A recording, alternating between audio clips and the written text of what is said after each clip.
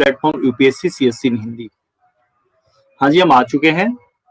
तो अनअकैडमी के इस बेहतरीन प्लेटफॉर्म पर मैं प्रदीप कुमार सिंह आप सभी का स्वागत करता हूं। तो आप लोग सभी लोग जुड़ जाइए क्लास में और हम लोग अपनी लोकेश के सिलेबस को कंप्लीट किया है। ये साल यहीं पे के लिए वहीं पर 2 साल के लिए काल के बारे में पढ़ना है।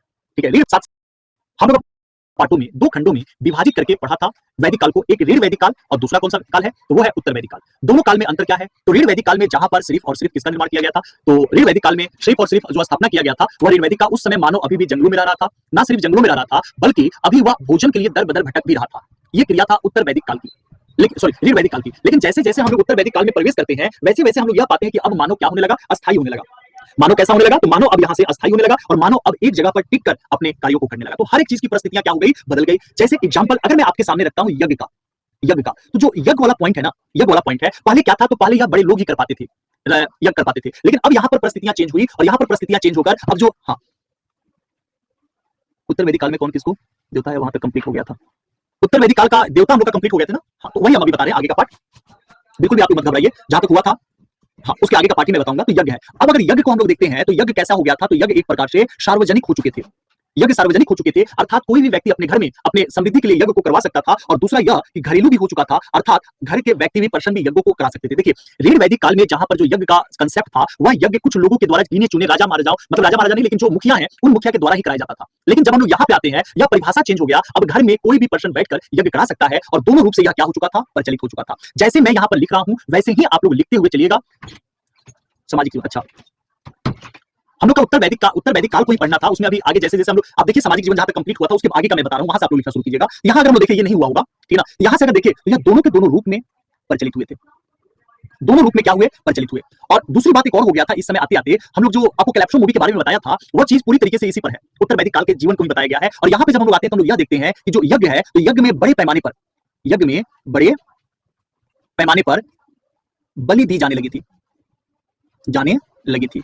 आज भी ये कुरीतियां बनी हुई है। कभी भी कोई देवता आकर यह नहीं बोले हैं कि हमें बलि चाहिए तभी हम खुश होंगे, ये कभी भी कोई देवता नहीं बोलते हैं। लेकिन ये जो प्रपंच करने वाले लोग होते हैं इनके पूरी तरीके से इसी पर है, उत्तर वैदिक काल के जीवन को भी बताया गया है। और यहाँ पे जब हम लोग आते हैं तो हम लोग यह देखते हैं कि जो यज्ञ है तो कभी भी कोई देवता आकर यह नहीं बोले हैं कि हमें बलि चाहिए तभी हम खुश होंगे, ये कभी भी कोई देवता नहीं बोलते हैं। लेकिन ये जो प्रपंच करने वाले लोग होते हैं इनके द्वारा कहा जाता है कि यह बलि दो वह बलि दो। तो ये समय हाँ यहीं से आप नोट कीजिएगा अंकित जी, ठीक है। तो यह समय एक प्रकार से ऐसा समय आ रहा है जब यज्ञ तो सार्वजनिक भी हो गया और घरेलू भी हो गया। लेकिन दोनों में अंतर क्या रहा, तो दोनों में अंतर यह रहा कि यह इसमें बलि देने यानी कि अगर सार्वजनिक वही लोग यज्ञ करा सकते हैं जिनको बलि देने के, और शुरुआती दौर में तो मानव बलि दिया जा रहा था, यानी कि मानवों को चढ़ाया जा रहा था और मानव बलि दिया जा रहा था। आप इसको जानकर आश्चर्य होगा कि घर की समृद्धि के लिए घर के किसी पर्सन की बलि चढ़ानी पड़ती थी।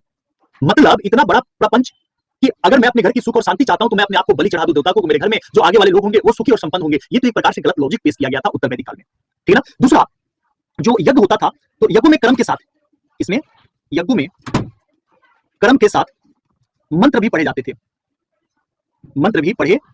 ठीक है। और जो यज्ञ कराने वाले होते थे या यज्ञ करने वाले जो होते थे तो जो यज्ञ करने वाले होते थे उनको क्या बोला जाता था, यजमान। आज भी बोला जाता है यजमान जी आ गए। आज भी ये शब्द आप लोग अपने घर पे पापा या दादा अगर घर में होंगे तो आप लोग इस शब्द को सुनोगे कि यजमान जी आए हैं, यानी कि यज्ञ करने वाले आए हैं, पंडित जी ब्राह्मण, तो इनको क्या बोला जाता था, यजमान भी बोला जाता था। और इन यज्ञों का अगर मैं आपसे ये कहूं कि सृजन कौन करता, तो इन यज्ञों का सृजन प्लस अंगीकरण और प्लस विस्तार, यह सभी के सभी कौन करते थे, तो पुरोहित करते थे। नमस्कार। सभी के सभी क्रिया कौन करते थे, तो पुरोहित करते थे। और पुरोहित कौन होते थे, तो ब्राह्मण होते थे। कौन होते थे, तो ब्राह्मण होते थे। क्या मैं अब ये मानकर चलूं आप लोगों को कि आप लोगों को उत्तर वैदिक काल में यज्ञ से संबंधित जो कोई भी पॉइंट्स या यहाँ पर लाइन आप लोगों से बचा हुआ नहीं है, सारी चीज आप लोगों को समझ में आ गया है? क्या ये चीज मैं मान लूं कि आप लोगों को समझ में आ गया कि उत्तर वैदिक काल में यज्ञ की स्थिति क्या थी? सभी को समझ में आ चुका है ना, ठीक है। तो अगर यज्ञ वाला देखो सिंपल है कि पहले यज्ञ सार्वजनिक नहीं था, अब यज्ञ सार्वजनिक बन चुका है और इसमें बलि प्रथा ज्यादा बढ़ चुका है। यज्ञों में कर्म के साथ मंत्र पढ़े जा रहे हैं। जो यज्ञ करने वाले व्यक्ति हैं वो यजमान जी कहलाते हैं। यज्ञों का सृजन हो गया, अंगीकरण हो गया, विस्तार हो गया, ये सभी के सभी कार्य किसके द्वारा, पुरोहित के द्वारा कराया जाता है। और पुरोहित कौन होते हैं, तो पुरोहित एक प्रकार से ब्राह्मण होते हैं। इतना ही आप लोग को लिखना है और इतना ही आप लोग को जानना है, ठीक है। चलिए अब हम लोग आते हैं नेक्स्ट, आप लोग टॉपिक डालिएगा। इसमें बहुत ही इंटरेस्टिंग पॉइंट है, बहुत अच्छा पॉइंट है हम लोग के लिए, और वो कौन सा है, वैदिक उत्तर यानी कि उत्तर वैदिक काल में साहित्य। देखिए जो वैदिक उत्तर साहित्य है, जिस समय साहित्यों का निर्माण होने लगा था, समझिए यहाँ से देखिए बहुत सारे बच्चे ऐसे हैं ना जो कंसेप्ट नहीं समझते हैं और भागम भाग करते हैं और वही बाद में रोते भी हैं कि सर जी मेरा नहीं हुआ सिलेक्शन। वैसे मत करना। इसी को हम लोग क्या कहते हैं, सूत्रकाल भी कहते हैं। किस नाम से भी जानते हैं हम लोग, इसी को हम लोग सूत्रकाल के नाम से भी जानते हैं। तो वैदिक उत्तर साहित्य या सूत्रकाल, अब समझना इसके बारे में क्या है। ऐसा साहित्य जिसकी रचना वैदिक काल के बाद हुई, समझना यहाँ, ऐसा साहित्य जिसकी रचना किसके बाद हो रही है, तो वैदिक काल के बाद हो रही है। जिसकी रचना वैदिक काल के बाद में हुई है। इसको हम लोग क्या बोलते हैं? वैदिक उत्तर साहित्य बोलते हैं। अर्थात आप कभी भी याद रख लेना कि वैसा साहित्य जिसकी रचना सूत्र काल में किया गया है उसे हम लोग क्या कहते हैं? वैदिक उत्तर साहित्य या सूत्र काल के साहित्य के नाम से जानते हैं। और दूसरी बात तो इसमें सबसे अहम बात तो यह है कि ये वही साहित्य है या वही साहित्य है जिसके माध्यम से वैदिक काल की जानकारियों की प्राप्ति होती है। यानी कि इसके माध्यम से, लिख लेना साथ में, इसके माध्यम से वैदिक काल की जानकारी प्राप्त होती है। ठीक है, इसके माध्यम से क्या होता है? वैदिक काल की जानकारी प्राप्त होती है। और अगर इसमें हम लोग देखते हैं, हम लोग अगर इसके बारे में पढ़ते हैं तो हम लोग को यह पता चलता है कि इसके काल में किसका किसका रचना किया गया था, कौन कौन सा रचना किया गया था। तो आप समझ लेना 6 वेदांगों की रचना किया गया था। किसका रचना किया गया था? वैदिकोत्तर साहित्यों में किसकी किसकी रचना किया गया था? तो 6 वेदांगों की रचना किया गया था। फिर आगे अगर हम लोग देखते हैं, इसी में आपके 4 उपवेद की रचना किया गया था। इसकी तो 4 उपवेदों की रचना की गई थी। फिर यही वो समय है जिस समय स्मृतियों की रचना की गई थी। यही वो समय है जिस समय पुराण की रचना की गई थी। यही वो समय है जिस समय महाकाव्य की रचना की गई थी, रामायण और महाभारत की रचना की गई थी।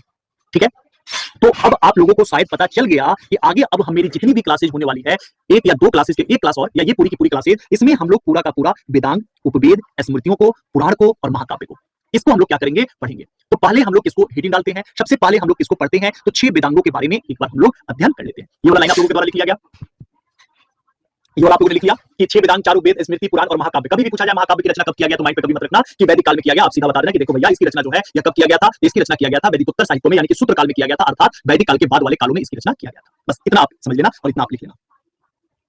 महाभारत थोड़ा डीपली में पढ़ाइएगा। अच्छा, महाभारत मुझे पढ़ाना ही नहीं है। ठीक है, हम लोग यहाँ पर महाभारत और रामायण महाभारत नहीं पढ़ेंगे। हम लोग सिर्फ ये जानेंगे कि जय संगीता, महाभारत, जय भारत, इसका नाम कैसे पड़ा, कितने श्लोक हैं, बस ये सारी चीजें देखेंगे। महाभारत पर पढ़ेंगे हम लोग। आप लोग मेरा कमाल कर देते हो, महाभारत डीपली पढ़ाइएगा। ठीक है, अब यहाँ देखो हम लोग किसके बारे में देखने वाले हैं? तो वेदांग के बारे में देखने वाले हैं। किसके बारे में देखने वाले हैं? वेदांग के बारे में। और वेदांग कितने हैं यहाँ पर? तो वेदांगों की मात्रा कितनी है? तो 6 वेदांगों की मात्रा हमें क्या है? प्राप्त होती है। कितनी हमें प्राप्त होती है? तो 6 वेदांगों की मात्रा हमें यहाँ पर प्राप्त होती है। सबसे पहला क्वेश्चन तो ये यहाँ पर आता है कि सभी के सभी जो वेदांग है, हाँ, सभी के सभी जो वेदांग है, ये वीडियो रुक रुक करा रहा है नहीं तो सभी के सभी जो वेदांग है, क्योंकि मैंने भी अपने मोबाइल में चलाया है, एक बार अपना नेट चेक कर लेना। तो सभी के सभी वेदांग किस भाषा कैसे है? तो सभी के सभी वेदांग कैसा है? गद्य में। कैसा है? तो सभी के सभी, एक होता है पद और एक होता है गद्य, श्लोक, कविताएं आप पढ़ते हैं तो उस भाषा में यह है। और इसका निर्माण क्यों किया गया था? तो यह भी आप सभी बच्चों को पता है कि वेदों को समझने के लिए, वेदों को सही ढंग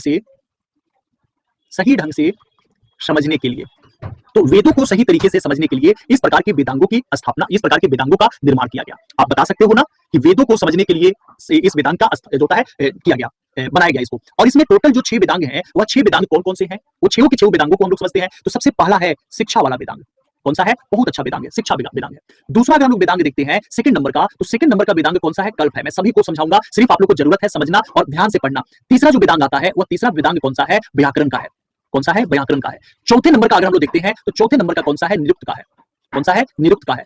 पांचवें नंबर पे अगर हम लोग देखते हैं, तो पांचवें नंबर का कौन सा है? छंद वेदांग है। और छठे नंबर पे अगर हम लोग देखते हैं, तो छठे नंबर पर कौन सा है? ज्योतिष है।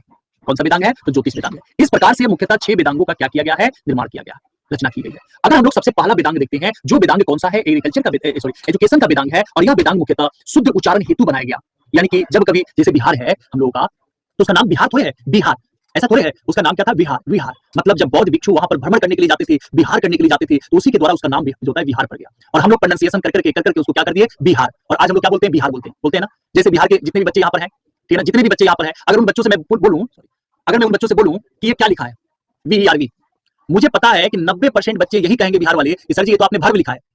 ठीक है, इसको अगर मैं कहूं तो इसको क्या लिखा है? एडवर्ब लिखा है। और अच्छी बात तो ये है कि बिहार के बहुत सारे टीचर भी हैं 50% जो इसको वर्ब भी करके पढ़ाते हैं। कल के क्लास में हम लोग वर्ब पढ़ेंगे, क्योंकि मैंने भी बचपन में जब इंग्लिश की क्लासेज अपने स्कूल में किया, तो यही मैंने पढ़ा कि वर्ब और एडवर्ब। लेकिन जब बाहर निकले लोग तब पता लगा इसे हम लोग वर्ब नहीं कहते हैं, इसको हम लोग वर्ब बोलते हैं। हाँ, वर्ब बोलते हैं, यानी कि व। और हम लोग व का प्रोनाउंसिएशन किसमें कर दिए? व। तो हम लोग का प्रोनाउंसिएशन ऐसा होता है ना बिहारियों का, ठीक है। सबसे बड़ी तो प्रोनाउंसिएशन वहां आता है बिहारियों का स्त्रीलिंग और पुल्लिंग में। कभी कभी कंपनी में गया, कंपनी जो गया था, कंपनी को वो लोग जो है पुल्लिंग बना देते हैं कभी कभी। सभी कहते हैं, हाँ, यही कहा जाता है। तो यही हम लोग का प्रोनाउंसिएशन को सही करने के लिए शिक्षा में इसका वेदांग का निर्माण किया गया, शुद्ध उच्चारण करने के लिए। किसके लिए? तो शुद्ध उच्चारण करने हेतु इसका विकास किया गया था। अर्थात एक प्रकार से हम इसको क्या कहते हैं? स्वर, यानी कि जो प्रोनाउंसिएशन करने की क्रिया है, इसी को हम लोग क्या बोलते हैं? स्वर विज्ञान बोलते हैं। क्या बोलते हैं? स्वर विज्ञान बोलते हैं। तो ये एग्रीकल्चर के लिए वेदांग का स्थापना किया गया था। वहीं पे अगर हम लोग कल्प के बारे में देखें, तो कल्प का निर्माण किसके लिए किया गया था? तो कल्प का निर्माण आपका कर्मकांडों से संबंधित है, अर्थात कर्मकांड एवं सामाजिक नियम। तो जो कर्मकांडों से संबंधित जैसे यज्ञ से संबंधित हो गया, गृह में कैसे प्रवेश करना चाहिए, कैसे आपके घर का किस साइड से जो होता है दरवाजा होना चाहिए, कैसे क्या क्या, तो वो सारी चीजों को हम लोग को इसमें दिया गया है, तो वो कल्प में दिया गया है। किसमें दिया गया है? कल्प में दिया गया है। वहीं पर जो यह व्याकरण है, व्याकरण में किसके बारे में चर्चा किया गया है? तो व्याकरण में किया गया है यह भाषा विज्ञान है। सबको पता है यह क्या है? भाषा विज्ञान है। तो यह आपके वेदांगों का है। और निरुक्त है, तो निरुक्त जो होता है उत्पत्ति शास्त्र है। किसकी कहां पर उत्पत्ति हुई है? उत्पत्ति शास्त्र है। और जो छंद है, इस छंद को किसके लिए किया गया है? तो वैदिक जो पद है, तो पदों का सृजन ही तो इसका प्रयोग किया गया है। और जो ज्योतिष है, ज्योतिष के बारे में तो सभी बच्चों को पता होगा, ज्योतिष के लिए क्या है? यह ग्रह नक्षत्र के लिए किया गया है। किसके लिए किया गया है? तो ग्रह नक्षत्र के लिए इसका प्रयोग किया गया है। ये टोटल वेदांगों की संख्या हम लोग देखते हैं। थोड़ा सा डिफिकल्ट लग रहा है क्या ये सब टॉपिक? मैं कम कर दूं क्या, छटनी कर दूं क्या इसकी? क्योंकि बच्चे आते ही नहीं है इसमें, और जब नहीं लेता हूं ना उस समय बच्चे हल्ला करते हैं कि सर जी नहीं पढ़ा रहे हो। ठीक है, जब नहीं लूंगा तब वो हल्ला करेंगे। ठीक है, अगर हम लोग यहां पढ़ते हैं कल्प, जैसे थोड़ा बहुत आप लोग को कल्प के बारे में बता दूं, तो कल्प में क्या है? इसमें अलग अलग सूत्र दिया गया है। जैसे यहां पर तुरंत सूत्र दिया गया है। दूसरा अगर देखा जाए तो ग्रह सूत्र दिया गया है। तीसरा अगर हम लोग देखते हैं तो इसी में दिया गया है धर्म सूत्र। कौन सा है? धर्म सूत्र। तो त्रैत्य सूत्र, गृह सूत्र, और कौन सा है? धर्म सूत्र। देखिए जो त्रत्व सूत्र दिया गया है तो उसमें क्या है? यज्ञों से संबंधित है।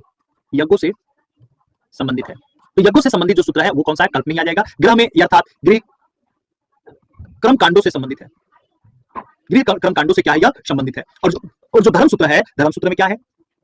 सामाजिक नियमों से संबंधित है। यह किससे है? तो सामाजिक नियमों से संबंधित है। अब जैसे अगर मैं आपसे यह बताऊं कि त्रोत्र सूत्र के बारे में, तो इसका मतलब यह हुआ कि यज्ञों से संबंधित है। और इसी में एक और सूत्र आता है जिसको हम लोग कहते हैं शुल्क सूत्र, जो आजकल सबसे ज्यादा चलता है, प्रचलित है। वह कौन सा है? शुल्क सूत्र है। ठीक है ना? और शुल्क सूत्र में ही याद रखना, ये चीज पेपर में आपके एंशिएंट हिस्ट्री में 2 बार पूछा जा चुका है शुल्क सूत्र के बारे में। इसी में क्या दिया गया है? तो इसी में आपके यज्ञ वेदियों के निर्माण के बारे में बताया गया है। किसके बारे में? यज्ञ वेदियों के निर्माण के नियम बताए गए हैं। तो जो यज्ञ वेदी है उसके निर्माण के नियम किसके द्वारा बताया गया है? तो शुल्क सूत्र में बताया गया है। और यही शुल्क सूत्र का एक और पाठ हमें मिलता है जिसको हम लोग कहते हैं ज्यामितीय विज्ञान। तो ज्यामितीय विज्ञान और किसका पाठ है? शुल्क सूत्र का ही पाठ है। ये भी आपके पेपर का आया हुआ है, या जानकारी आप हासिल कर लेना कि शुल्क सूत्र का ही पाठ है ज्यामितीय विज्ञान। और इसी ज्यामितीय विज्ञान के द्वारा रेखा गणित, किसका? तो रेखा गणित का प्रारंभ माना जाता है। किसका प्रारंभ माना जाता है? तो यह रेखा गणित का यानी कि ज्यामितीय विज्ञान का प्रारंभ कहां से माना जाता है? तो शुल्क सूत्र से माना जाता है। कहां से माना जाता है? तो शुल्क सूत्र से माना जाता है। क्या आप सभी लोगों को ये जो पॉइंट्स में समझाने का प्रयत्न किया, क्या आप सभी बच्चों को समझ में आ गया या नहीं आया? कभी भी आपसे अगर पूछ दिया जाए सपने में भी कि शुल्क सूत्र में ज्यामितीय विज्ञान वाला लाइन अगर कभी भी मिल जाए तो आप बता दोगे ना? बताने में सक्षम हो ना? आप बता दोगे ना? ठीक है, हाँ, कल्प के भाग है ये, कल्प के सारे पाठ है। इसीलिए तो कल्प करके मैंने यहाँ लिखा हुआ है ना। ज्योतिष का बताओ, एक बार बताता हूँ, ज्योतिष वाले में भी मैं आता हूँ, रुक जाओगी। ठीक है, वो तो 6 नंबर पे है ना, यहाँ पे है ना। शिक्षा वाला तो समझ में आ गया था, यहाँ पे है ना, ये तो कल्प वाला भी बता रहा हूँ, फिर आगे जैसे जैसे होगा वैसे वैसे बढ़ते चलेंगे। अब अगर हम लोग ग्रह सूत्र में अगर हम लोग आते हैं तो ग्रह सूत्र में हम लोग क्या पढ़ते हैं? टोटल इसमें ग्रह के कर्मकांडों से संबंधित है ये। और इसमें ग्रह के लिए टोटल अगर देखा जाए ना तो 16 प्रकार के संस्कार बताए गए हैं। अगर आपको अपने घर में रहना है, अगर आपको अपने घर में रहना है तो टोटल कितने संस्कारों को पालन करना पड़ेगा? तो 16 संस्कारों को पालन करना पड़ेगा। और पूरे इसमें 8 प्रकार के विवाह बताया गया है।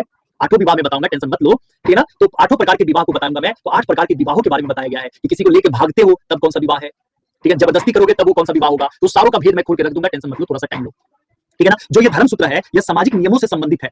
सामाजिक नियमों से क्या है? यह संबंधित है, अर्थात यह एक प्रकार से राजनीतिक हम बोल सकते हैं या सामाजिक बोल सकते हैं या धार्मिक, राजनीतिक, सामाजिक, धार्मिक, इन सभी कर्तव्यों के बारे में, इन सभी के कर्तव्यों के बारे में बताते हैं। इन सभी के कर्तव्यों के बारे में बताया जाता है। अर्थात अब अगर आपसे यह पूछा जाए कि जो वर्ण व्यवस्था है,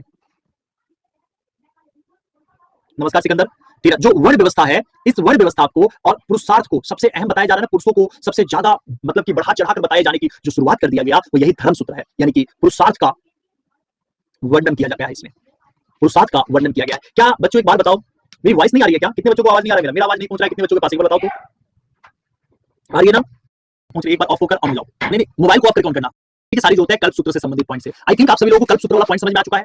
अब हम लोग किसके बारे में देखेंगे? कि ना कल्प सूत्र हम लोग कल्प के बारे में हो गया। अब हम लोग किसके बारे में देखते हैं? व्याकरण के बारे में। तो एक बार ठीक है ना, तो एक बार हम लोग किसके बारे में देख लेते हैं। तीसरे नंबर पर हम लोग का कौन सा है? व्याकरण है।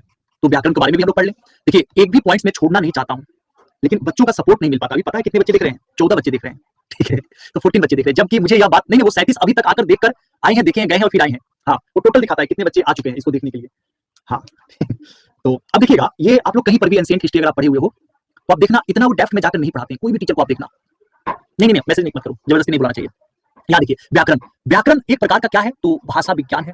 हमें पता है क्या है? भाषा विज्ञान है। और वहीं पे हम लोग यह देखते हैं कि जो पाणिनि थे, कौन से थे? पाणिनि।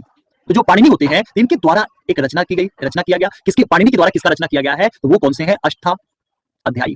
याद रखना, जो अष्टाध्यायी की रचना पढ़िनी ने किया था, ये पॉइंट्स आप लोग याद रखना। और क्यों याद रखना है कि सबसे पुराना या सबसे प्राचीनतम अगर आपसे पूछा जाए कि सबसे प्राचीनतम व्याकरण कौन सा है, तो आप किसका नाम दोगे? अष्टाध्यायी। 10 बार रिफ्रेश कर लिया, आपकी वॉइस नहीं आ रही है, प्लीज आप रिफ्रेश कर लीजिए। Very good very good. ठीक है, मैं ही अपनी तरफ से एक बार रिफ्रेश कर ले रहा हूं।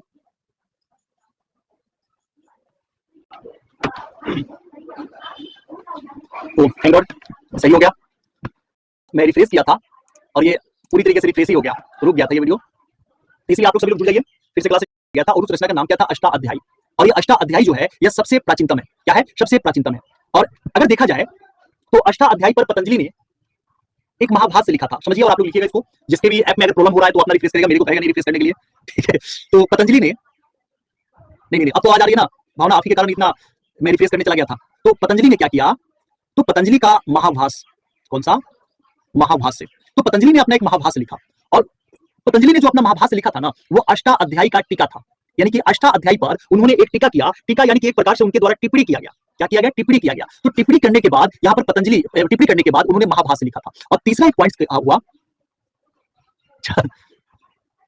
अब तो वीडियो आगे मेरा, चलिए। तो यहाँ पर एक और है, क्या नाम है? कात्यायन। क्या नाम है? कात्यायन। तो कात्यायन जो ऋषि मुनि थे, उनके द्वारा लिखा गया वर्तिका। क्या लिखा गया है? वर्तिका लिखा गया। तो याद रखिए, तीनों का तीनों पॉइंट जो मैंने आप लोगों के सामने रखा है, ये बहुत बहुत बहुत ज्यादा इंपॉर्टेंट है। और ये जो तीनों का नाम जो मैंने आप लोगों के सामने लिखा है, ये कोई वैज्ञानिक नहीं थे, यह हमारे देश के मुनिजन थे, ठीक ना। तो ये हमारे देश के मुनिजन थे, तो उनके द्वारा ये सब किताबें, बहुत जो होता उस समय के मुनि जो थे ना, बहुत ज्यादा विद्वान थे, तो उनके द्वारा यह सारी चीजें लिखी गई है। पाणिनि के द्वारा अष्टाध्यायी सभी को पता है, और उसी अष्टाध्यायी पर टीका पतंजलि ने लिखा, और टीका जो लिखा उसको क्या बोला गया? महाभाष्य बोला गया। और कात्यायन का वर्तिका लिखा गया था। क्या लिखा गया था? कात्यायन का वर्तिका लिखा गया था। सबसे प्राचीनतम कौन सा है? तो सबसे प्राचीनतम अगर मैं बोलूं तो अष्टाध्यायी है। कौन सा है? अष्टाध्यायी है। चलो, यहां तक आप सभी को समझ में आ चुका होगा। अब हम लोग को किसके बारे में जानना है? यहाँ देखो, तो हम लोगों के द्वारा कल्पी हो गया, शिक्षा तो समझ में आई, व्याकरण हो गया, और अब हम लोग किसके द्वारा देखते हैं? निरुक्त को एक बार पढ़ लेते हैं कि निरुक्त क्या होता है। एक बार हम लोग निरुक्त को देखते हैं। तो आप लोग हेडिंग डालिएगा किसके बारे में? 4th नंबर का। सर मेरा क्वेश्चन, सर अष्टाध्यायी महाभाष्य वर्तिका क्या टॉपिक था इस बुक में? नाम है किताब का नाम है, वो नेम है वो किताब का। अब यहाँ समझिएगा इस पे निरुक्त, समझिए निरुक्त। अगर निरुक्त के बारे में हम लोग समझिए कि निरुक्त क्या है। निरुक्त क्या है? तो निरुक्त की जो मतलब कि जो काव्य किया, रचना किया गया है ना, वो जो प्रथम आचार्य थी, प्रथम आचार्य, तो जो प्रथम आचार्य है कश्यप ऋषि। कौन से हैं? कश्यप ऋषि। तो कश्यप ऋषि के द्वारा इसकी रचना किया गया, और यह एक प्रकार से क्या है? व्युत्पत्ति शास्त्र है। क्या है यह? एक प्रकार से व्युत्पत्ति शास्त्र है, अर्थात वैदिक शब्दों की उत्पत्ति को लेकर इसके बारे में रचना किया गया। इस किताब में बताया गया है। किसके बारे में बताया गया है? याद रखना, किसके बारे में बताया गया है? तो वैदिक शब्दों की व्युत्पत्ति को लेकर इसके बारे में चर्चा किया गया है। तो वैदिक शब्दों को व्युत्पत्ति को लेकर इसके बारे में क्या किया गया है? बताया गया है। और इसमें निरुक्त में अगर देखें ना, तो सबसे महत्वपूर्ण जो ग्रंथ है, तो सबसे महत्वपूर्ण ग्रंथ कौन सा है? तो वो है इसका निरुक्त। और इसकी रचना जो करने वाले थे वो किसने किया था? तो याक्ष द्वारा रचित है। ये इनके द्वारा इसकी क्या किया गया था? रचना किया गया था। इसके बाद हम लोग को 5वें नंबर वाले पॉइंट्स को पढ़ना है, और कौन सा पॉइंट है? छंद। कौन सा है? छंद। छंद के बारे में अगर आप लोग देखो तो छंद क्या है? तो छंद है कि जो पद है, यानी कि पदों को सभी जितने भी पद है ना, उसको क्रमबद्ध तरीके से एक ही चरण में सूत्रबद्ध करने का जो तरीका है, वह कौन सा है? ठीक है ना, वह कौन सा है? तो वह है आपका छंद। लिख लेना, पदों को चरणों में सूत्रबद्ध करने के लिए। तो पदों को चरणों में सूत्रबद्ध करने के लिए इसका क्या है? छंद किया गया। और यह किस प्रकार से है? तो यह है चतुष्पदी व्रत में, ठीक है। और इसकी रचना अगर करने वाले जो थे, वो रचना किसने किया था? तो उनका नाम क्या था? पिंगल मुनि। क्या नाम था? पिंगल मुनि। तो पिंगल मुनि ने रचना किया था, और उसको बोला गया था छंद शास्त्र। क्या बोला गया था? छंद शास्त्र। सबसे प्राचीनतम ये क्या है? ग्रंथ है। तो सबसे प्राचीनतम ग्रंथ आपके छंद शास्त्र है, और इसकी रचना करने वाले कौन से रहे? तो पिंगल मुनि रहे। थोड़ा सा डिफिकल्ट लगता है हम लोगों को, लेकिन उतना डिफिकल्ट है भी नहीं जितना बच्चे इसको बना देते हैं। और इसी कारण कोई टीचर हमारे इतिहास को नहीं पढ़ा पाता। मतलब ये तो हमारी इतिहास है ना, एक प्रकार से समझना इसको, ये तो हमारा क्या है? एक प्रकार से इतिहास है। इसको तो आपको हर हाल में जानकारी रहना चाहिए, आपके पास इसकी जानकारी बिल्कुल होना चाहिए। क्योंकि इसके अगर आप अपने इतिहास को नहीं समझते हो, तो आप विदेशों में जाओगे तो कैसे अपने बारे में बता पाओगे? अपने देश के बारे में बता पाओगे? अपने ऋषि मुनियों के बारे में बता पाओगे कि देखो, जिसको तुम सपेरों का देश कहते हो, वहां के ऋषि मुनियों ने ये काम किया। तो तुम्हारे तो ये जुबान पे होना चाहिए, अष्टाध्यायी, व्याकरण, निरुक्त, छंद, ठीक है, इन सबको आपकी जुबान पे होना चाहिए। आ जाओ सभी को, शालिनी गुड आफ्टरनून, और खुशी गुड आफ्टरनून, ठीक है, आप सभी आओ। और अब यहाँ पर देखो, जो आप लोग पूछ रहे थे अपने ज्योतिष शास्त्र वाले, यही पूछ रहे थे ना कि सर ज्योतिष वाले को अच्छे से बताना, ठीक है मेरे भाई और मेरी बहनों। यहाँ पर मैं ज्योतिष शास्त्र आप लोग को नहीं पढ़ाऊंगा, ठीक है। याद देखिए, ये जो ज्योतिष है ना, ये ब्रह्मांड के आधार पर, या हम ये कह सकते हैं कि नक्षत्र के आधार पर अपनी ज्योतिष की क्या करते हैं? भविष्यवाणी करते हैं। और यह सटीक भविष्यवाणी होता है। जानकर आपको आश्चर्य होगा कि जी सर, नहीं तो फिर से आ जाएंगे और लुटेंगे। हम लोग रहते कैसे आ जाएंगे? पहले वाले मूर्ख लोग थे। ज्योतिष शास्त्र की उत्पत्ति किसके द्वारा हुआ था? एक बार बताओ तो। आप सभी लोग ज्योतिष का नाम आप लोग पढ़े हुए हो, और आप लोग को पता होगा, ज्योतिष सभी लोगों ने नाम सुना होगा। लेकिन ज्योतिष शास्त्र का या वेदांग ज्योतिष की रचना किसने किया था, एक आप लोग को ये बताना है। और दूसरा पॉइंट आप लोग को यह बताना है कि ज्योतिष जो ग्रंथ था, इस ज्योतिष ग्रंथ कौन कौन से थे, इसका नाम बताना है। और मुझे उम्मीद है कि यहाँ पर 18-20 बच्चे देख रहे हैं, कोई भी नहीं बताएगा, क्योंकि किसी को पता ही नहीं होगा, है ना। ज्योतिष एक नाम सुने हैं लेकिन इसके बारे में नहीं जानते हैं। तो हाँ, तो अब समझना यहाँ पर जो ज्योतिष शास्त्र है, यानी कि जो ज्योतिष है, इसकी रचना जो करने वाले थे, एक बार मेरे द्वारा बताया गया है, फिर भी आप लोग भूल गए हैं। क्या नाम है? लगध मुनि। क्या नाम है?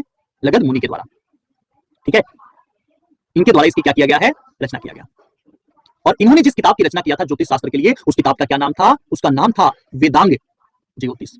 हम लोग वेदांग का ही तो पाठ पढ़ रहे हैं ना, तो यही पाठ कौन सा हो गया? वेदांग ज्योतिष रहा। और अभी तक कितने कौन कौन से ज्योतिष ग्रंथों का निर्माण हो चुका है, तो वो कौन कौन सा है? तो एक है इसमें गार्गी। कौन सा है? गार्गी संहिता। मैंने समझाया है क्या पीछे? मुझे तो लग रहा है आप लोग को याद भी होगा। दूसरा कौन सा है? बृहद संहिता। और तीसरा कौन सा है? तो तीसरा है नारद संहिता। तो ये 3 संहिता है, और इन्हीं तीनों के तीनों संहिता में किसकी रचना किया गया है? तो ज्योतिष ग्रंथ है ये। ज्योतिष के बारे में, ग्रह नक्षत्र की भविष्यवाणियों के बारे में बताएगा। आप सपोज करो कि कितने ज्ञानित है कि 1 साल पहले सूर्य ग्रहण, चंद्र ग्रहण, सारी चीजों के बारे में बहुत पहले से लिखा हुआ चला रहा है। तो ये हमारे ऋषि मुनियों की देन है। तो हम लोगों ने क्या किया? वेदांग पढ़ लिया। वेदांग पढ़ लिया ना। किसी को भी अब वेदांग में देखो, मेरे द्वारा ऐसे ही पढ़ाया जाता है। मैंने क्या बताया? वेदांग। तो जब वेदांग 6 था तो मैंने 6 वेदांगों के बारे में चर्चा किया ना। ये तो मैं करके नहीं निकल गया। 6 वेदांग, 4 उपवेद, 6 के 6 वेदांगों को मैंने बताया। और अब हम लोग को किसके बारे में पढ़ना है? तो 4 उपवेदों को पढ़ना है। किसके बारे में पढ़ना है? तो उपवेदों को हम लोग को पढ़ना है। तो अब हम लोग यहाँ पर किसके बारे में देखेंगे? तो हम लोग यहाँ देखने वाले हैं उपवेदों को, ठीक है। चलो, तो आप सभी लोग हेडिंग डालिएगा यहाँ पर, उपवेद। उपवेद। अब बहुत सारे बच्चे ना यहाँ से इंटरेस्ट लेंगे कि चलो भाई उपवेद आ गया, ये थोड़े बहुत नाम जाना पहचाना मिल रहा है। टोटल कितने उपवेदों का रचना किया गया था? 4। कितने किया गया? 4। और यह किससे संबंधित है? तो यह संबंधित है वेदों से। किससे संबंधित है? तो यह संबंधित है वेदों से। यह वेदों से संबंधित है। एक तरफ आप लोग लिख लेना वेद, एक तरफ आप लोग लिखना वेद, और दूसरी दिशा में आप लोग लिख लेना उपवेद। एक तरफ वेद और दूसरी दिशा में कौन सा? उपवेद लिख लेना। जैसे एग्जांपल, सबसे पहला अगर ऋग्वेद है, वेद कौन सा है? ऋग्वेद है। और ऋग्वेद का अगर आपसे पूछा जाए कि उपवेद कौन सा है, तो सभी बच्चों एक बार बताना कौन सा उपवेद है? तो आयुर्वेद है। आयुर्वेद है। और मुझे पता है कि आप लोग इतने जीनियस हो कि आप लोग ये भी बता सकते हो कि आयुर्वेद में किसके बारे में चर्चा किया गया है। वेरी गुड, बहुत अच्छा। उम्मीद यही कर रहा था कि आप लोग बताओगे किसके बारे में किया गया है। तो वो किया गया है चिकित्सा संबंधी ज्ञान का। किसके बारे में किया गया है? तो चिकित्सा संबंधी ज्ञान के बारे में इसमें पूरा पॉइंट्स बताया गया है। दूसरा जो हम लोग का वेद है, वह वेद कौन सा है? वह वेद है सामवेद। कौन सा है? सामवेद। और सामवेद के बारे में अगर आपसे पूछा जाए इसका उपवेद कौन सा है, तो इसका उपवेद कौन सा है? गंधर्व वेद है। कौन सा है? गंधर्व वेद है। और गंधर्व वेद का, हाँ वेरी गुड होना, गंधर्व वेद में किसके बारे में चर्चा किया गया है? तो सामवेद गीतों का है, तो गीतों के बारे में तो बताएगा। तो संगीत कला के बारे में, किसके बारे में? तो संगीत कला के बारे में विवरण दिया गया है। तीसरे नंबर का जो हम लोग का ग्रंथ है, वेद है, वह कौन सा है? यजुर्वेद है। कौन सा है? यजुर्वेद है। और यजुर्वेद का अगर आपसे पूछा जाए कि उपवेद कौन सा है, तो यजुर्वेद का उपवेद है धनुर्वेद। क्या है? धनुर्वेद। और धनुर्वेद अगर आ रहा है तो धनु यानी धनुष, तो किसके बारे में बताया जाएगा? यह बताया जाएगा युद्ध कला के बारे में। किसके बारे में इसमें चर्चा किया गया है? तो युद्ध कला के बारे में चर्चा किया गया है। और फोर्थ नंबर और सबसे अंतिम अगर हम लोग देखते हैं तो फोर्थ नंबर कौन सा है?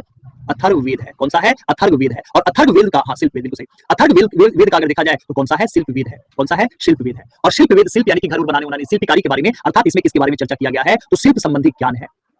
इसके बारे में चर्चा किया गया है। इसमें शिल्प संबंधित ज्ञान के बारे में बताया गया है। एक बात जान लेना कि जो यजुर्वेद है, जिसमें चिकित्सा से संबंधित ज्ञान को रखा गया है, इस चिकित्सा से संबंधित ज्ञान में किसको जैसे बहुत महानतम भारत में अगर देखा जाए तो चिकित्सक रहे हैं, डॉक्टर रहे हैं और ऋषि मुनि ही रहे हैं। क्या क्या नाम रहा? हम लोग नाम सुनते हैं ना जीवक का, हम लोग नाम सुनते हैं ना चरक का, हम लोग नाम सुनते हैं ना सुश्रित का, हम लोग नाम सुनते हैं ना धन्वंतरी का। और इसमें इन सभी के बारे में चर्चा किया गया है।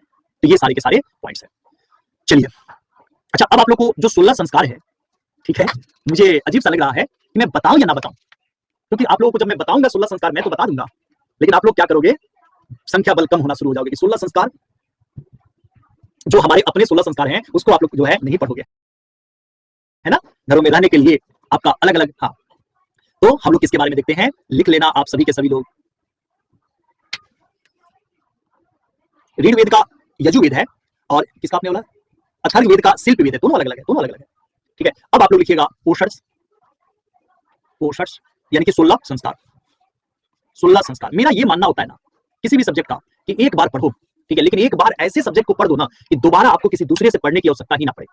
जैसे अगर मैं यहाँ पर पढ़ा रहा हूँ और मेरे पढ़ाने के बाद भी किसी और टीचर से आपको पढ़ने की आवश्यकता पड़ जाए, कोई नया नया पॉइंट मिल जाए, तो भाई मेरे पढ़ाने का तो उतना उचित ही नहीं बनता, अच्छा ही नहीं कहा जा सकता। ऐसे पढ़ लो ताकि अब आपके मन में सारे पॉइंट्स रहे, आप दूसरों से भी पूछ सको, बताओ ज्यादा जानते हो तो बताओ 16 संस्कार, ठीक है।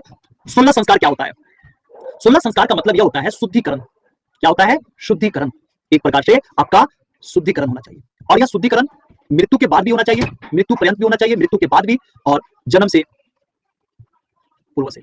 ये बहुत काफी समय से क्या है चलता हुआ आ रहा है। एक प्रकार से हम इसको क्या कहते हैं? इसको हम कहते हैं गृह सूत्र, मतलब धर्म के लिए एक प्रकार से ये नियम है। चलो हम लोग एक एक करके सभी 16 का 16 यानी कि कितने संस्कार, 16 संस्कार को जानना है। Hello Ajay, Kartik, hello. चलिए, तो हम लोग यहाँ पर क्या है 16 संस्कार को देखते हैं। सबसे पहला अगर हम लोग संस्कार देखते हैं तो वह संस्कार कौन सा है? गर्भाधान। कौन सा है? गर्भाधान वाला संस्कार है। अगर हम लोग गर्भाधान जो होता है गर्भाधान संस्कार को देखें तो ये संस्कार उस समय किया जाता है, आप लोग देखोगे घर में कि मतलब कोई जैसे जीव की उत्पत्ति होने, जैसे आपका जन्म होने वाला होता है तो उसी समय आप एक गोद भराई रस्म होता है घरों में, होता है कि नहीं? तो एक गोद भराई रस्म का है यहाँ पर। तो ये गर्भाधान यानी कि जब कभी भी जीव यानी कि जब जीव मां के उदर में प्रवेश करता है, ठीक है ना? तो जैसे देखो कितना अच्छा संस्कार बनाया गया है।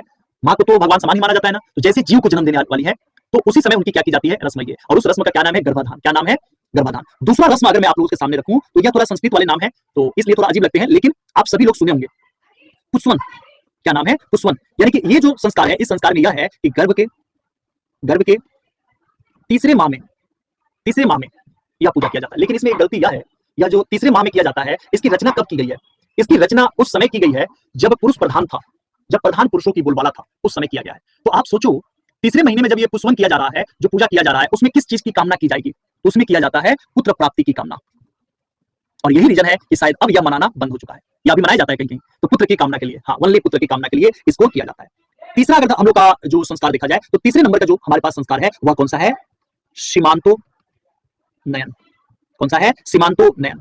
अब सीमांतो नयन किस प्रकार से है, ठीक है ना? तो सीमांतो नयन आप लोग अपने घर में दादी माँ होंगी तो बोलते आप लोग बचपन में सुने भी होंगे, आए तो ताल तो, आए बला को ताल तो, ऐसे नाम आप लोगों ने या कुछ सुना होगा ना। मम्मी या पापा क्या करते हैं आपके घर में, या जो बुजुर्ग लोग हैं वो लोग क्या करते हैं? तो अछत मारते हैं, उतारते हैं, यानी कि बच्चे के ऊपर कोई गलत मतलब मानसिक विकार ना हो, ठीक है, या किसी अनिश्चित शक्तियों के नजर उतारना। हाँ बिल्कुल। तो माँ के भी जो होता है, उस पेट में जो बच्चा है उसका भी नजर उतारा जाता है, और उस संस्कार को क्या बोला जाता है? सीमांतो नयन बोला जाता है।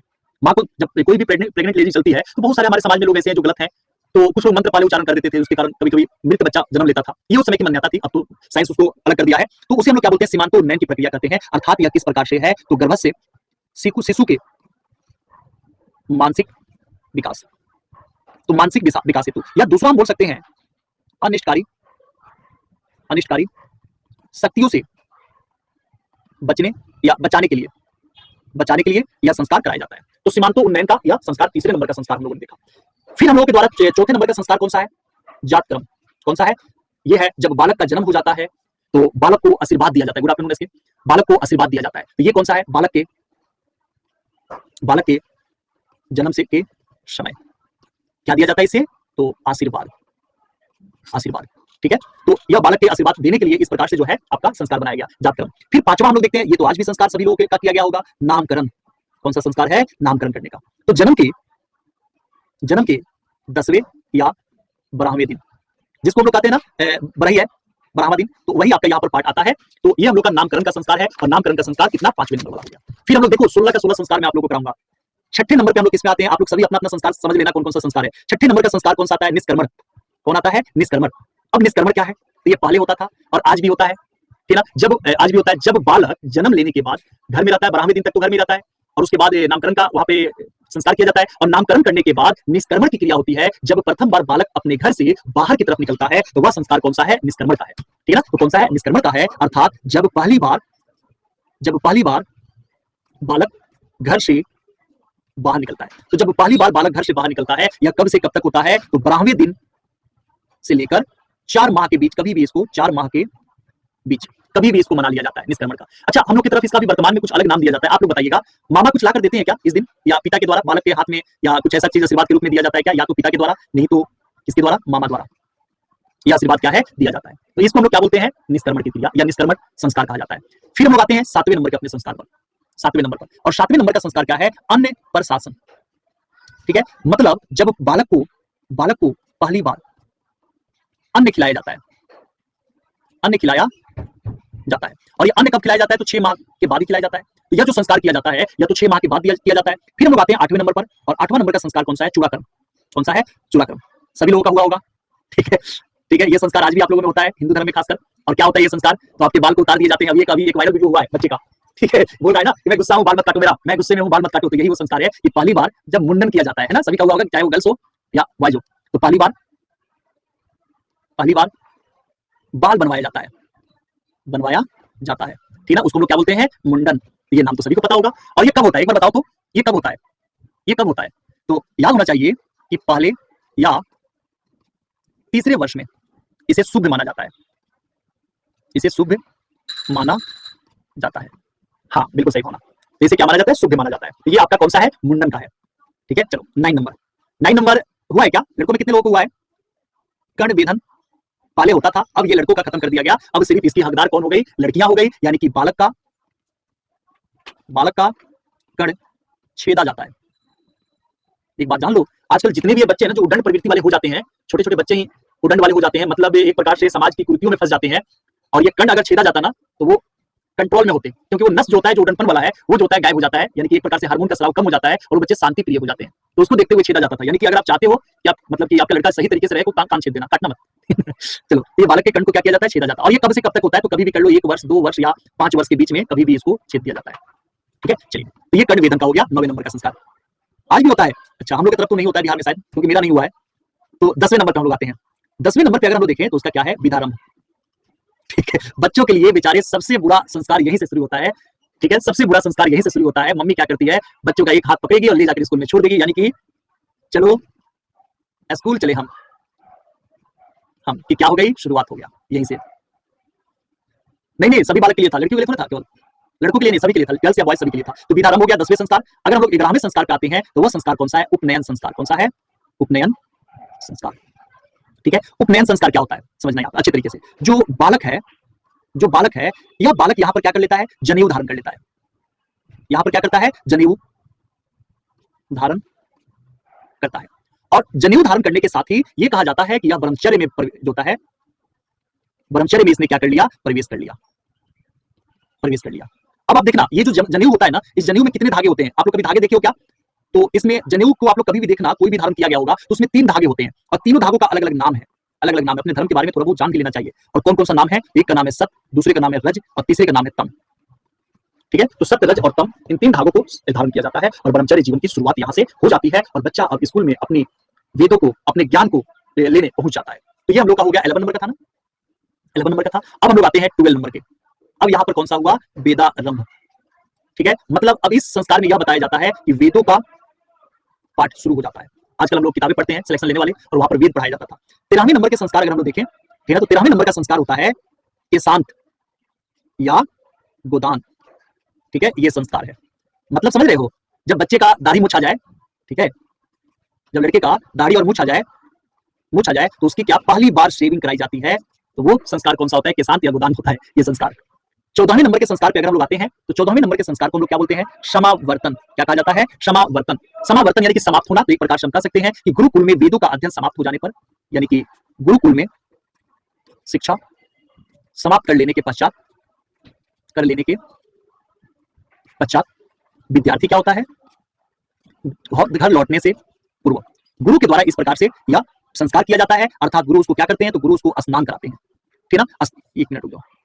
गुरु इसको क्या करते हैं? तो गुरु इसको, मतलब जब गुरुकुल में इसकी शिक्षा की समाप्ति हो जाती है तो गुरु इसको क्या कराते हैं? स्नान कराते हैं। और इसी स्नान कराने के बाद अब वो जो बच्चा है, इसी के बाद क्या बन जाता है? विद्यार्थी बन जाता है। और विद्यार्थी कहां तक का बन जाता है? स्नातक। ठीक है, स्नातक बनता था कि मैंने स्नातक किया है तो स्नान करने के बाद ऐसा हो तो हम लोग तो डेली स्नान करते हैं, लेकिन गुरु के द्वारा जो स्नान कराया गया हो उसके बाद वो विद्यार्थी को क्या होता था? स्नातक कहलाता था।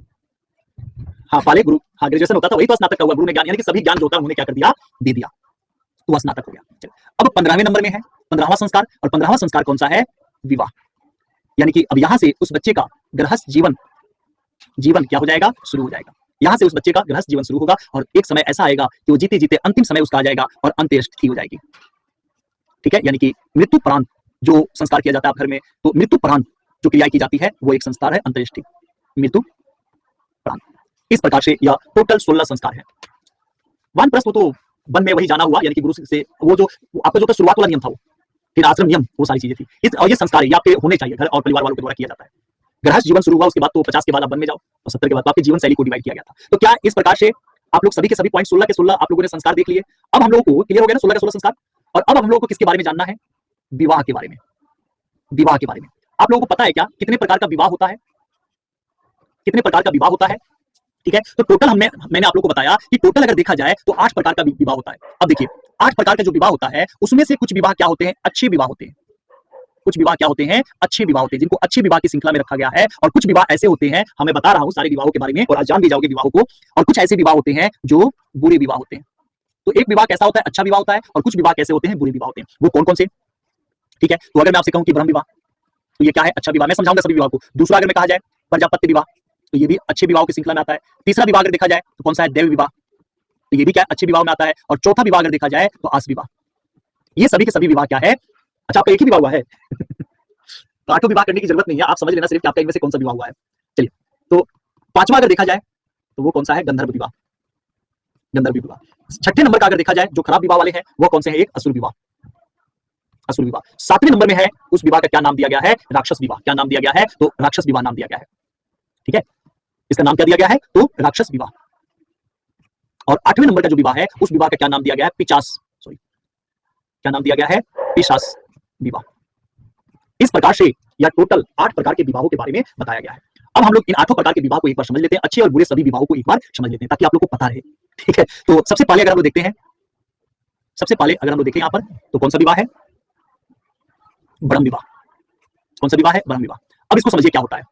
सबसे उत्तम, सबसे उत्तम और प्रचलित, सबसे उत्तम और सबसे प्रचलित जो विवाह है वह विवाह कौन सा है? ब्रह्म विवाह है। और इसमें क्या किया जाता है? इसमें जो पिता है, इसमें जो पिता है वो वर को अपने अपने घर बुलाकर अपनी कन्या सौंप देते हैं। कन्या सौंप देते हैं। जैसे अभी वर्तमान समय में जो होता है ना, वर्तमान समय में आए हम बाराती, बारात लेकर जाएंगे हम अपने दुल्हन को साथ लेकर, यही विवाह है, ब्रह्म विवाह। ठीक है, कि बारात को लेके बुलाते हैं और आप लोग कन्यादान वाला रीति देखते हैं ना, उसमें जो पिता है वह पिता ही तो सौंपते हैं ना। तो ये आपका कौन सा विवाह हो गया? ब्रह्म विवाह का हो गया, दहेज के साथ क्या कीजिएगा, ये तो हमारी रीति में नहीं था लेकिन आ गया। सेकंड अगर हम लोग देखते हैं तो सेकंड कौन सा विवाह है? तो वह विवाह है देव विवाह। देव विवाह। अब देव विवाह को समझिए, यहां पर कन्या, ये वाला दहेज वाला नहीं है, यहां देखिए कन्या का पिता, ठीक है ना। तो जो कन्या के इसमें पिता है ना, वो कन्या का पिता एक यज्ञ का आयोजन करते हैं, एक यज्ञ का आयोजन करते हैं, करते थे, कर लीजिए, करते थे। और यज्ञ का जो संपादन कराने वाले थे, जो ब्राह्मण होते थे, उस ब्राह्मण को अपनी कन्या को सौंप देते थे, तो उसे कहा जाता था देव विवाह। ठीक है ना, तो लिख लेना यहां पर यज्ञ का संपादन, संपादन, यज्ञ का संपादन करने वाले ब्राह्मण को ही अपनी कन्या सौंप देते थे। तो इसे क्या बोला जाता था? उसे कहा जाता था आपका ये देव विवाह कहा जाता था। तो देव विवाह भी देव विवाह इस श्रृंखला में आता था। ये सेकंड नंबर का विवाह हुआ। अगर हम लोग आते हैं तीसरे नंबर का विवाह, तो तीसरे नंबर के विवाह को अगर हम लोग देखें तो वो कौन सा विवाह? आस विवाह। आस विवाह। इस विवाह में क्या होता था? तो इस विवाह में जो कन्या के पिता है, इस विवाह में कन्या के पिता धर्म कार्य के लिए, ठीक है ना, धर्म कार्य के लिए एक जोड़ी गाय और बैल, इनकी शादियां संपन्न करवाते थे जंतुओं की। इसे शादीशुदा नहीं होने चाहिए, तभी ना कन्या को सौंपते होंगे। अब पता नहीं, आप लोग अपना अपना तरकीब लगा रहे हो। ठीक है, तो ये गाय बैल के साथ जब शादी होता तो उसे आस विवाह कहा जाता था। और फोर्थ नंबर में जो अच्छे विवाह में एक अन्य विवाह है, वह विवाह कौन सा है? प्रजापत्य विवाह। कौन सा है? प्रजापत्य विवाह। अगर प्रजापत्य विवाह को देखा जाए तो इसमें क्या है? कन्या का पिता, ठीक है ना, कर्तव्य निर्वहन का वचन लेते थे, कर्तव्य निर्वहन का वचन लेते थे और एक कुल से दूसरे कुल में यह शादी किया।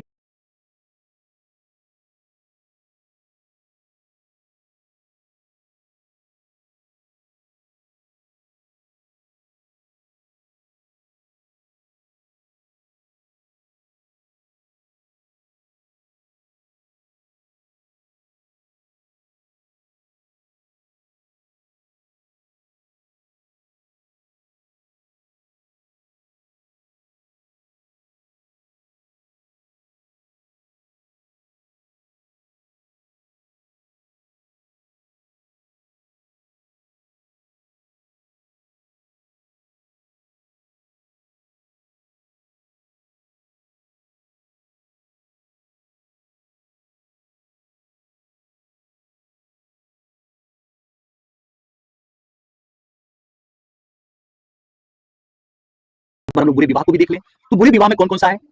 गंधर्व विवाह। कौन सा है? गंधर्व विवाह। गंधर्व विवाह कैसा होता था? तो एक प्रकार से यह लव मैरिज होता था, प्रेम विवाह था, ठीक ना। और आपको अभी भी पता है कि लव मैरिज जब भी हो तो इसमें माँ बाप को जानकारी नहीं होती है। उस समय भी था कि माता पिता को, ताकि आवाज नहीं आ रहा क्या? आवाज नहीं आ रहा क्या? एक बार देखना। साउंड नहीं आ रही क्या? क्लियर वॉइस है ना जी?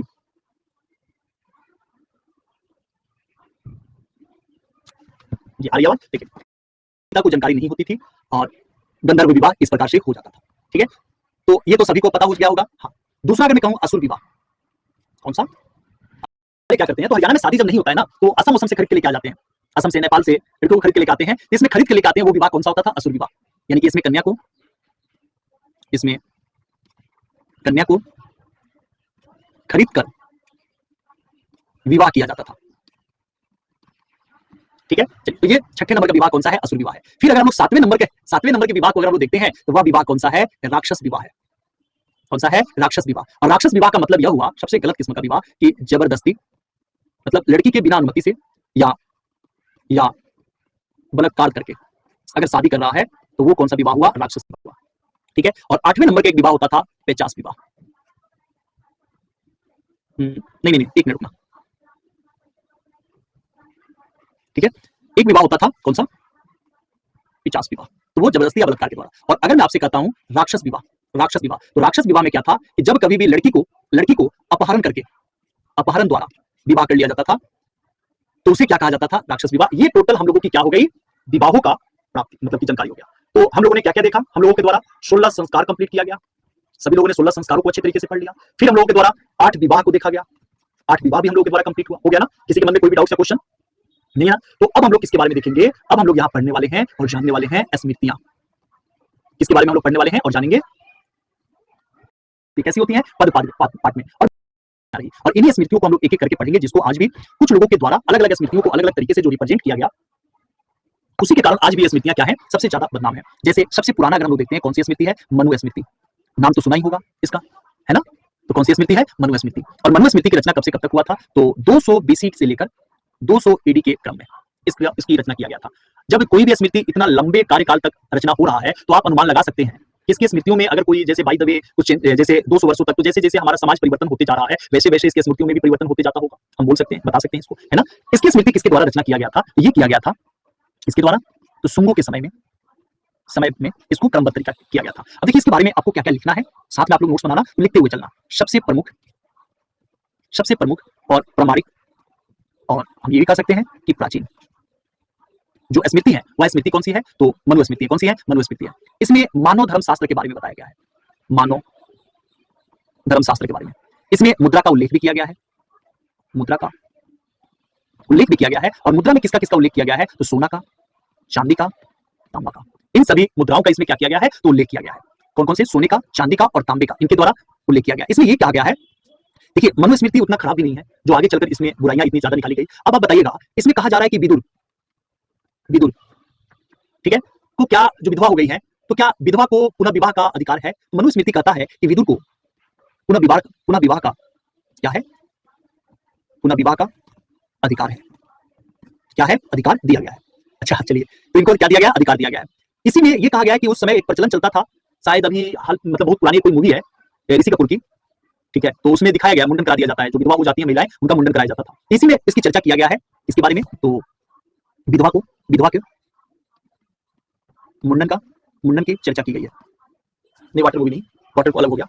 अच्छा चलिए, एक चीज यहाँ समझिए, विदुर कौन होती थी? महिलाएं जो शिक्षा ग्रहण कर लेती थी, ठीक है। और इसमें यह कहा गया है कि विधवा को पुनः विवाह का अधिकार नहीं था, और इसीलिए उनका मुंडन करा दिया जाता था। विधवा को पुनः विवाह का अधिकार नहीं। अब नहीं, देखिए समय अवधि तो देखो किसके शासनकाल में शुंगो, यानी कि आगे चल के इसकी रचना हो रही है ना, ये तो हमारे वैदिक काल का तो नहीं है ना। तो लोगों के द्वारा जो यहाँ रचना किया गया है, अपना अपना नियम बनाया गया है, उसको मानो या ना मानो, अगर बुराई है तो हटा दो। इसके द्वारा तो एक और बात कही गई है कि जो स्त्रियां हैं, जो लड़कियां हैं, स्त्रियों को किसी भी प्रकार के संपत्ति का अधिकार ही नहीं है, ठीक ना? किसी भी प्रकार के कोई भी संपत्ति का इनके पास क्या है? अधिकार ही नहीं होना चाहिए। तो ये किया गया है इसके बारे में। चलिए, अब हम लोग मनु स्मृति पढ़ लिए, अब सेकंड स्मृति हम लोग को जानना है, सेकंड नंबर का स्मृति। और सेकंड नंबर का स्मृति कौन सा है? याज्ञवल्क्य स्मृति। इसकी रचना कब से कब तक किया गया? तो इसकी रचना जो है वो 100 बीसी से लेकर 300 एडी तक के समय में, अवधि में इसकी रचना किया गया है, ठीक है। इसमें समझिए, इसमें यह कहा जा रहा है कि स्त्रियों को संपत्ति का अधिकार था। इनके द्वारा यह कहा गया कि जो स्त्रियां थी उनको संपत्ति का अधिकार दिया गया था, और विधवा स्त्रियों को भी संपत्ति का अधिकार दिया गया था। इसके जो भाष्यकार रहे हैं, वह कौन कौन से हैं? तो विज्ञानेश्वर, इनका नाम आप लोग सुने होंगे मिताक्षरा क्षेत्र में, या विश्वरूप ऋषि रहे हैं, या हम ये कह सकते हैं अपसंक रहे हैं। ये सभी इसके क्या रहे हैं, भाष्यकार रहे हैं, जिन्होंने इन पर अपने अपने भाष्य को लिखा हुआ है। तीसरी स्मृति में अगर हम लोग आते हैं, तीसरी स्मृति में, तो तीसरा स्मृति कौन सा है, नारद स्मृति। कौन सा है, नारद स्मृति। नारद स्मृति में किसके बारे में चर्चा किया गया है, तो नियोग प्रथा के बारे में चर्चा किया गया है। इसमें ही स्त्रियों के पुनः विवाह, आप देखो ठीक है ना, सुंग थे, तो आप खुद देखो कि जहां पे गलतियां हैं उसको बार बार दिखाने का ट्राई किया गया अंग्रेजों के द्वारा ही, ठीक है, और हमारे समाज को ये दिखा दिया गया कि देखो ये गलती है, ये गलत कर रहा है, ठीक है, ये गलत कर रहा है। लेकिन मनुस्मृति में जहां गलती थी वहां बार बार आघात किया गया, बार बार बताया गया, लेकिन जो चीजें सही था उसको क्यों नहीं सही बताया गया, उसको तो सही नहीं बताया जा रहा है। तो ये गलतियां हैं हमारे लोगों का। चलो अगर हम देखें, इसी में दासों की मुक्ति की बात की जा रही है। अब बताइए, अगर स्मृतियों को आप गलत कर रहे हो तो ये सभी तो स्मृति है ना, ये सभी तो स्मृति है ना, और अगर ये सभी की सभी स्मृति है तो इनके बारे में क्यों नहीं कि भाई नारद स्मृति में तो ये बोला गया, उतने समय पहले ही बोल दिया गया कि दास गलत व्यवस्था है, इनके बारे में भी चर्चा होनी चाहिए ना, लेकिन नहीं होता है। एकमात्र स्मृति जो गलत है मनुस्मृति, तो मनुस्मृति पे बार बार आघात होता है, हिंदू धर्म की कमियां निकाली जाती है, देखो मनुस्मृति में ये लिखा है। अब वहां पे ये नहीं बताया जाता, देखो उसी समय के आसपास में नारद स्मृति या वल्लभ जो स्मृति, उसमें ये बातें लिखी गई है। ये अंग्रेजों का चाल है, जो हमारे देश को, जो हमारी संस्कृति को समाप्त करना चाहते हैं, वो इस तरीके से काम करते हैं। हाँ भावना, चलिए अगर हम लोग आते हैं यहाँ पर फोर्थ नंबर, तो वो कौन सा है, विष्णु स्मृति। कौन सा है, विष्णु स्मृति। और विष्णु स्मृति सिर्फ और सिर्फ किसमें है, तो गद्य में है, और इसकी रचना अगर देखा जाए तो गुप्तकालीन शासनकाल में इस स्मृति का रचना किया गया था, और इसमें मुद्राओं का वर्णन किया गया है। किसके बारे में, तो मुद्राओं का वर्णन किया गया है, इसमें एक प्रकार से मुद्राओं का वर्णन किया गया। और सबसे लास्ट एक है स्मृति, 5वें नंबर का जो स्मृति है वह है देवल स्मृति। कौन सा है, देवल स्मृति। देवल स्मृति में क्या है, पूर्व मध्यकालीन स्मृति है, पूर्व मध्यकालीन स्मृति है, ठीक है। इसमें जो देवल स्मृति है, देवल स्मृति में ये कहा गया है कि मुस्लिम, अर्थात आप समझ सकते हैं कि पूर्व मध्यकाल की बातें हो रही है, तो मुस्लिम धर्म में परिवर्तित हिंदुओं को पुनः धर्म में वापस लाने के लिए इसमें क्या दिया गया है, नियम दिया गया है। बस इतनी बातें आप लोग स्मृति में जानिएगा, सुफिशिएंट है आपके प्राचीन भारत के इतिहास के लिए। अच्छा चाइल्डहुड लॉग, अच्छा देवल इतना अच्छा आपको लगता है। चलिए अब इसके बाद हम लोग को क्या पढ़ना है, सबसे एक और भी महत्वपूर्ण टॉपिक है, और वो टॉपिक कौन सा है, प्रमुख दर्शन और उसके प्रतिपादक। तो जैसे साख्य दर्शन है, योग दर्शन है, न्याय दर्शन है, पूर्व मीमांसा है, उन सभी दर्शनों पर जो इसके प्रतिपादक रहे हैं, उन सभी प्रतिपादकों को हम लोग को पढ़ना है और कंप्लीट करना है, जिसको हम लोग अपने नेक्स्ट क्लास में करेंगे। तो अभी की क्लास में इतना ही, आप सभी के लिए उम्मीद करता हूं कि आप सभी को ये क्लास अच्छा लगा है। देखो अगर क्लास अच्छा लगा है तो लाइक जरूर करके जाना, फ्रेंड सर्कल में शेयर करना, और सब्सक्राइब के स्थान पर डेडिकेशन देना। ये टोटल थैंक यू, धन्यवाद क्लास को देखने के लिए। आप सभी को उम्मीद करूंगा कि एंशिएंट हिस्ट्री जब आपका कंप्लीट हो जाए तो फुल एंड फाइनल आप लोग के मन में कोई डाउट्स ना रहे। हम लोग मिलते हैं नेक्स्ट क्लास में, तब तक के लिए धन्यवाद।